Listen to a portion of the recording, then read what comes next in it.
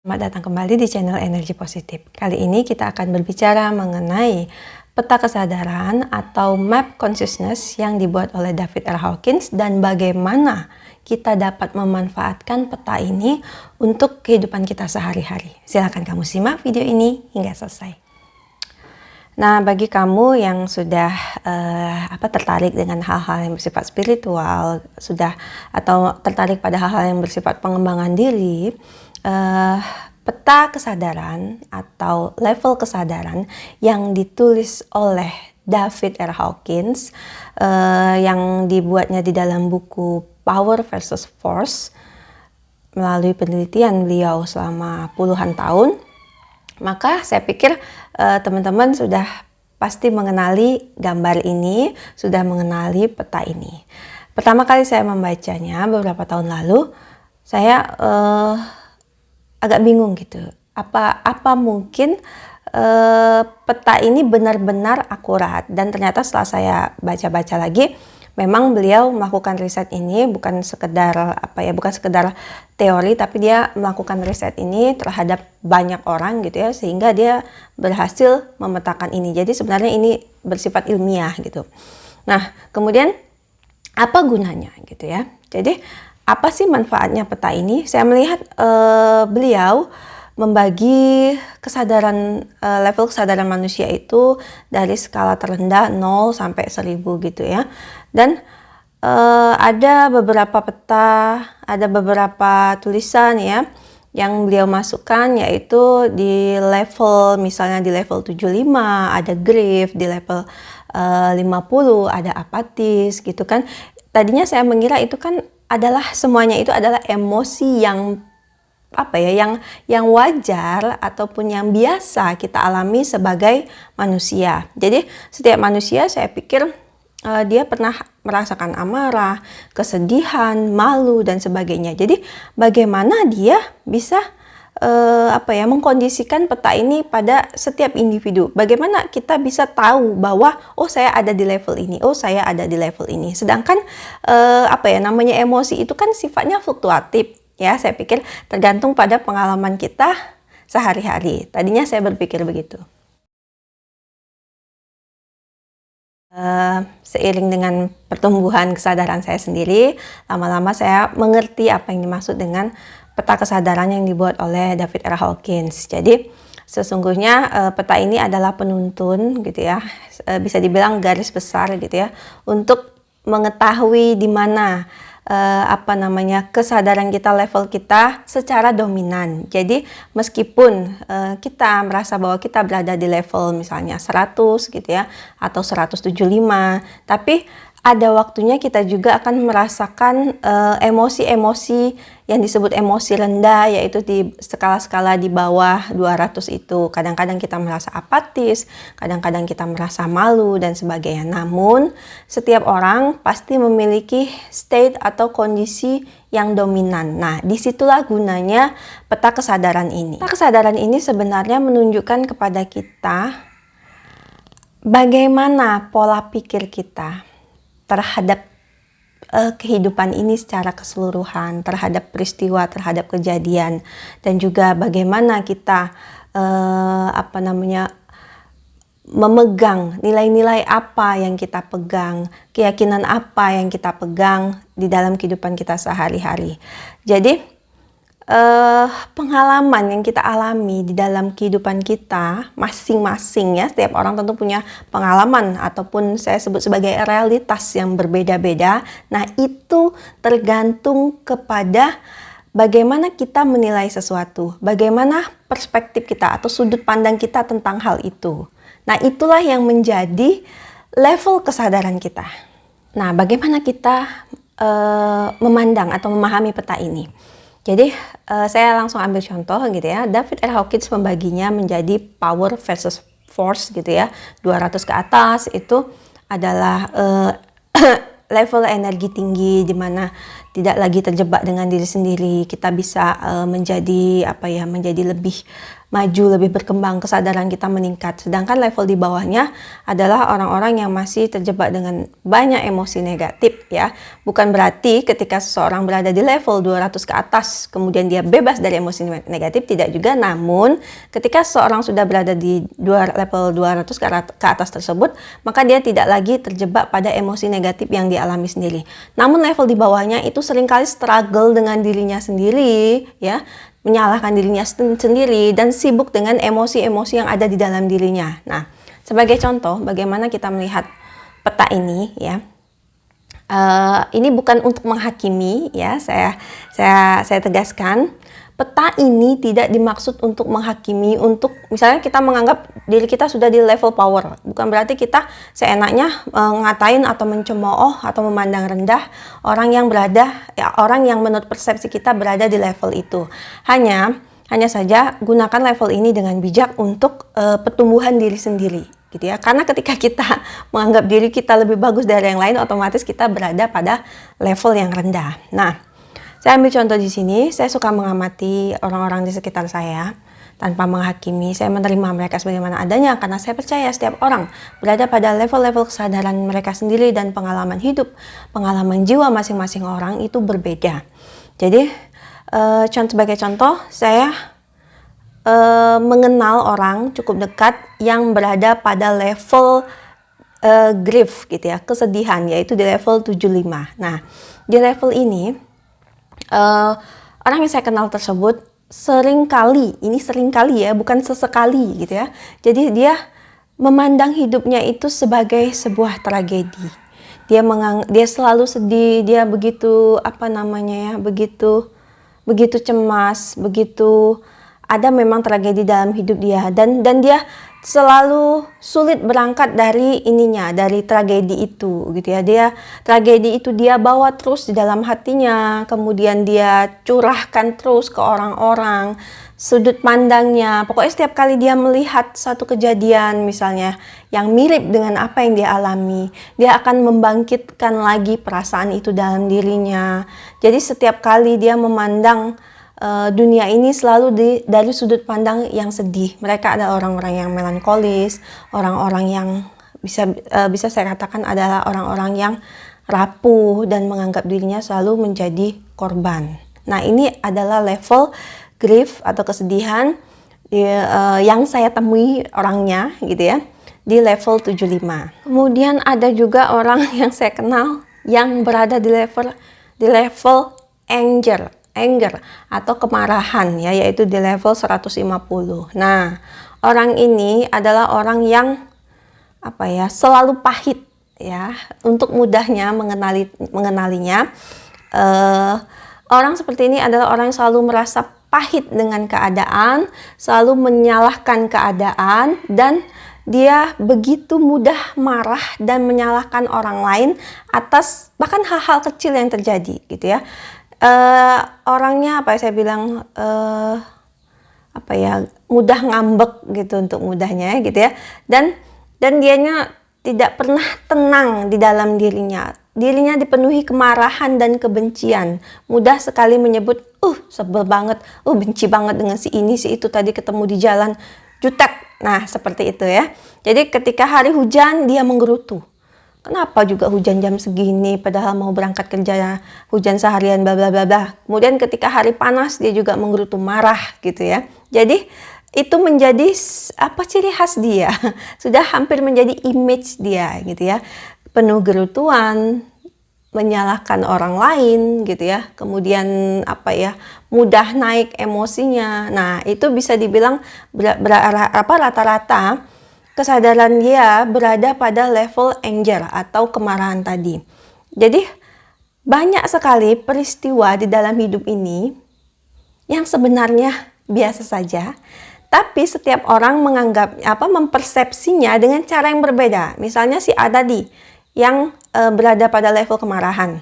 Ketika hari hujan dia menggerutu, dia marah, dan ketika ada orang yang ngebut menyalip perjalanan dia langsung marah. Tapi berbeda sekali reaksinya dibanding misalnya temannya. Ketika hari hujan dia oh hujan dia biasa saja, berarti perjalanan hari ini akan agak terhambat. Kemudian ketika ada orang yang mendahului di kendaraan, dia biasa saja. Jadi cara mempersepsi, cara mengartikan apa yang terjadi di dalam kehidupan, di dalam pengalaman dia sehari-hari itu berbeda tergantung bagaimana level kesadaran tadi. Saya harap ini mudah ditangkap atau mudah dimengerti. Contoh satu lagi, saya sudah dulu saya sering berinteraksi dengan orang ini. Saya pernah satu kantor dengan orang ini. Mereka yang berada dia adalah orang yang berada pada level pride atau kebanggaan, yaitu di level 175 gitu ya. Jadi agak naik dibanding level anger. Dia tidak menyalahkan seorang, dia tidak mudah, tidak marah gitu ya, hatinya tidak dipenuhi kemarahan, tapi hatinya dipenuhi dengan kesombongan.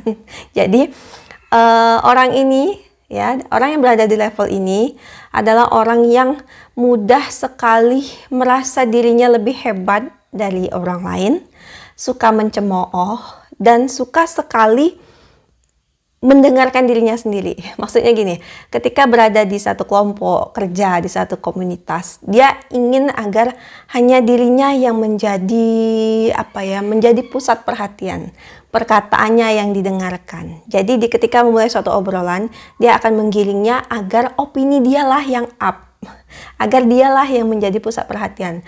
Opini orang lain tidak penting, tapi dirinya harus selalu menonjol gitu ya, karena dia menganggap orang lain itu tidak kompeten.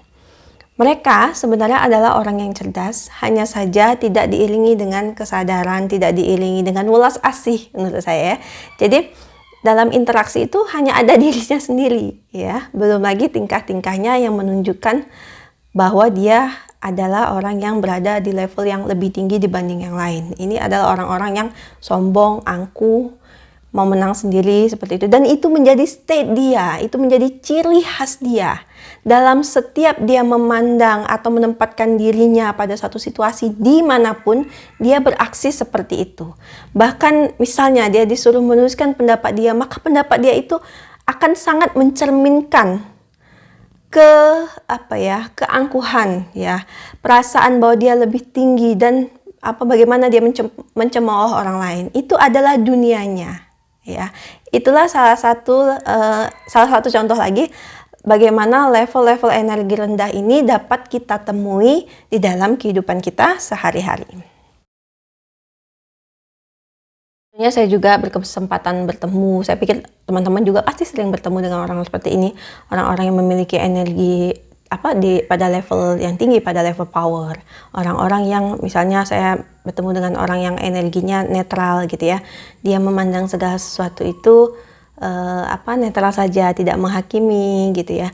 Dan kalau misalnya ini rezeki saya, oke, saya ambil, saya bersyukur. Kalau itu terlepas berarti itu bukan rezeki saya gitu ya.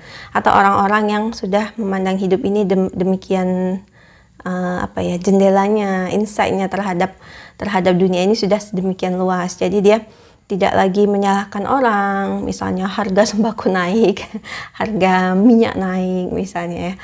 Tidak lagi menyalahkan pemerintah. Mereka menerima kehidupan itu sebagaimana adanya, fluktuatif. Ada saat-saat pasang, ada saat-saat surut, dan mereka adalah orang-orang yang cenderung untuk mengikuti aliran kehidupan tanpa banyak bersikap negatif. Nah, itu contoh kalau mereka di level acceptance atau di level 350 kalau tidak salah ya. Kemudian ada juga orang yang berjuang untuk membuat dunia ini menjadi lebih baik. Orang-orang yang kita anggap, orang yang sering kita sebut sebagai light worker dan sebagainya itu ya.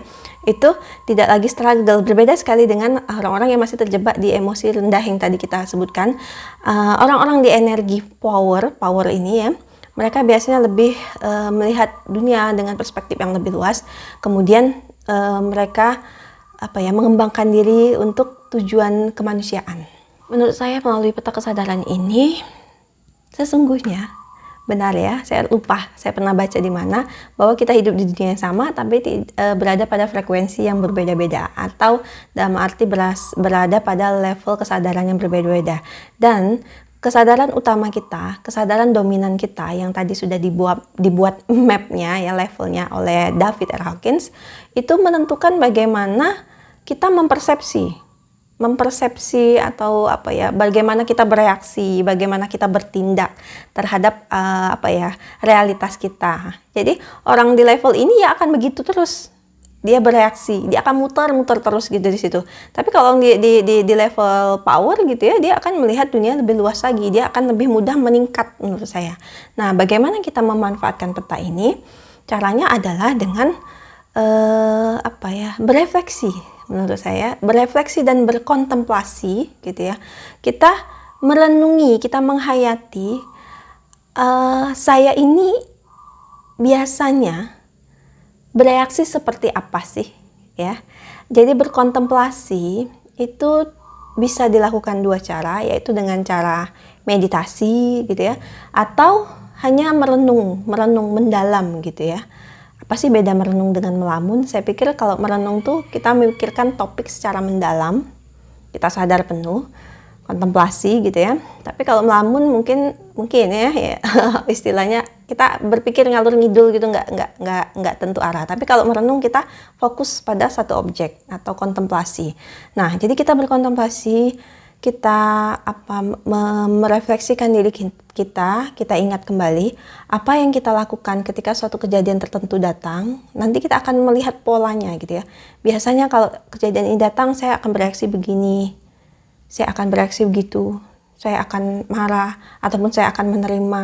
Nah, itu dilakukan secara intens, secara rutin, bisa sambil metodenya sambil ditulis gitu, atau sambil bikin video, atau sambil merekam suara sendiri gitu ya. Jadi kita akan melihat diri kita dari sisi yang lain, dengan begitu menjadi lebih mudah gitu ya. Atau mungkin bila perlu kita butuh bantuan orang lain untuk menunjukkan hal-hal yang sama yang tidak kita sadari gitu ya. Tapi agak susahnya kalau minta bantuan orang lain itu biasanya mereka cenderung menghakimi gitu ya. Jadi kalau berkontemplasi dibutuhkan kejujuran di dalam diri kita sendiri, agar kita menilai diri kita dengan netral, walaupun sulit tapi kita akan terbiasa. Jadi berkontemplasi dan bermeditasi. Dengan begitu lama-lama kita akan tahu, oh gini, jadi selama ini saya berada di state ini. Ketika saya berada di state ini, apapun yang terjadi, apapun yang datang kepada saya akan terus-menerus bereaksi seperti itu. Maka tidak akan pernah naik lagi gitu ya. Dan otomatis masalah hidup, konflik hidup yang kita hadapi ya itu aja, ya itu lagi gitu ya. Kita akan sulit untuk mengatasi suatu konflik kalau kita berada pada level yang sama. Kita selalu berada pada level anger, berada pada level apatis misalnya ya, atau malu. Kita akan sulit untuk berkembang dan bertumbuh. Apalagi level ini akan menunjukkan di mana kita berada, level di mana kita berada itu menunjukkan pengalaman kita. Jadi kayak memantul kembali kesadaran kita, memberikan pengalaman tentang hal itu kepada kita. Dan kita akan bereaksi begitu lagi, terus seperti itu. Nah, peta kesadaran ini dapat kita manfaatkan dengan jujur. Misalnya kita, di level ini, maka kita dapat melatih diri kita, yaitu dengan mindfulness, lagi-lagi kembali kepada mindfulness ya. Kita dengan menyadari respon-respon kita terhadap sesuatu, pada saat kita mengamatinya, kita dapat memilih. Saya tidak mau lagi bereaksi seperti ini, terkondisi seperti ini, dan reaksi saya tidak boleh lagi muncul secara spontan ya. Ketika kesadaran kita naik gitu ya, maka kita tidak akan lagi dikendalikan oleh respon kita yang spontan tadi, dan kita bisa memilih reaksi kita. Perlahan-lahan kesadaran kita dapat naik level ya. Apakah naiknya 1, 2, 3 saya kurang tahu. Saya pikir mungkin bisa dengan latihan intensif langsung naik berapa level mungkin ya. Teman-teman mungkin silakan berkomentar. Jadi ketika kesadaran kita naik level, maka perspektif kita atau cara kita menilai segala sesuatu yang terjadi di hidup kita otomatis akan berubah. Dan ketika itu berubah, hal-hal yang datang dalam hidup kita juga berubah. Ya, jadi memang benar seperti peta ini sinkron sekali dengan apa yang sering dikatakan di dalam filsafat ya. Seorang filsuf yang pernah bilang bahwa dunia internal kita itu realitas pertama, ya, dunia luar itu realitas kedua. Jadi dunia luar kita, pengalaman kita, kehidupan kita, situasi yang kita hadapi itu merupakan cerminan dari realitas dalam diri kita atau cerminan level kesadaran kita. Baik, saya pikir cukup sekian video kali ini. Saya harap ini dapat membantu meningkatkan wawasan teman-teman dalam memanfaatkan peta kesadaran yang dibuat oleh David R. Hawkins. Terima kasih sudah menonton. Salam damai. Salam hening.